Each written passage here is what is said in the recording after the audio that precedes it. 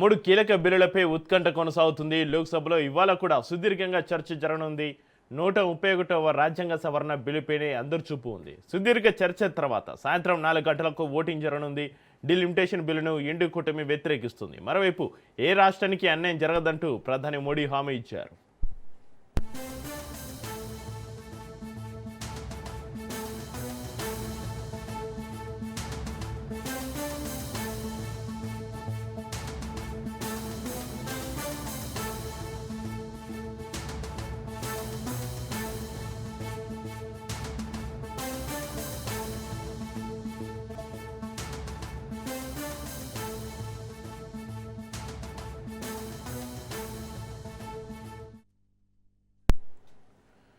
మూడు కీలక బిల్లులపైన ఉత్కంఠ కొనసాగుతుంది. లోక్సభలో ఇవాళ కూడా సుదీర్ఘంగా చర్చ జరగనుంది. 131వ రాజ్యాంగ సవరణ బిల్లుపైనే అందరి చూపు ఉంది. సుదీర్ఘ చర్చ తర్వాత సాయంత్రం 4 గంటలకు ఓటింగ్ జరగనుంది. డీలిమిటేషన్ బిల్లును ఇండి కూటమి వ్యతిరేకిస్తుంది. మరోవైపు ఏ రాష్ట్రానికి అన్యాయం జరగదంటూ ప్రధాని మోడీ హామీ ఇచ్చారు.